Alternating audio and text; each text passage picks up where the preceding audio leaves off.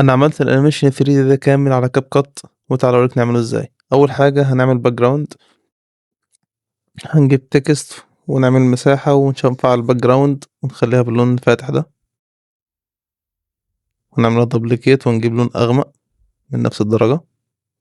وبعدين هنعملها كومباوند كليب، هنعدل الفيذر بالشكل ده وهنعمل انفيرت. بعد كده هنجيب الجلاس افكت بتاعنا وهنخلي لونه مايل للاورنج. هنجيب الفايل وهنحذيه مع الجلاس افكت، هنحطه بس عشان نعرف نظبطه. هنخلي جلاس افكت قدام الفايل وهنغير لونه عن طريق افكت نيجاتيف داخل اطار.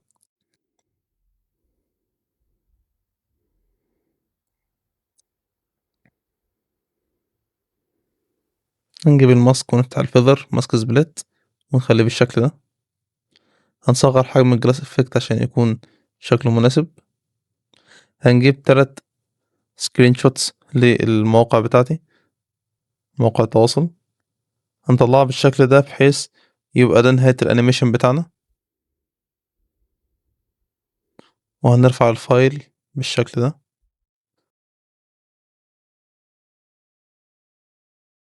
بعدين نحط كي فريم في الاول وهنمشي مدة الانيميشن نحط كي فريم تاني. بعدين هنرجع للكي فريم الاولاني في كل طبقة وهنزلهم تحت. ده بداية التحرك او بداية الانيميشن، وهيبتدي يتحرك لحد ما عملنا كي فريم التاني. هنعمل كله كيبك اوت. طبعا احنا عملنا كله انيميشن ما عدا الجلاس افكت هو اللي ثابت. هنجيب سوليد، هنقلل الاوباسيتي بتاعتها وهنخليها على مقاس الجلاس افكت. هنحط على افكت جلو عشان يدينا احساس الليكويد جلاس بالشكل ده. بعدين هنفعل الماسك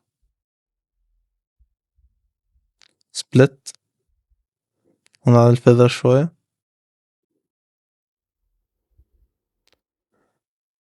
افكت ال 3D اوله بيبقى فيه سلايد اب كده انيميشن، فاحنا عاوزين نتخطاه لان هو اجباري، فبنرحل كل لايرز قدام شوية بحيث الافكت ده يخلص. بعدين نبتدي نتحرك بعد ما الافكت ده يخلص. حط 2 كي فريم. عندك كي فريم تاني هنحرك كل اللايرز بالشكل 3D ده من الروتيشن. بعدين هنرجعهم تاني كيوبك اوت.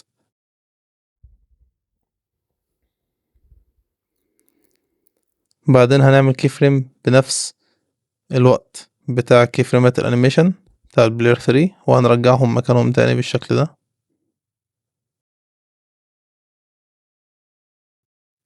وهنحط الجراف كيوبك اوت. طبعا احنا هنا بننسخ اول كي فريم بدل ما نعيد تاني كل حاجة، فاحنا بننسخه ونحطه على طول.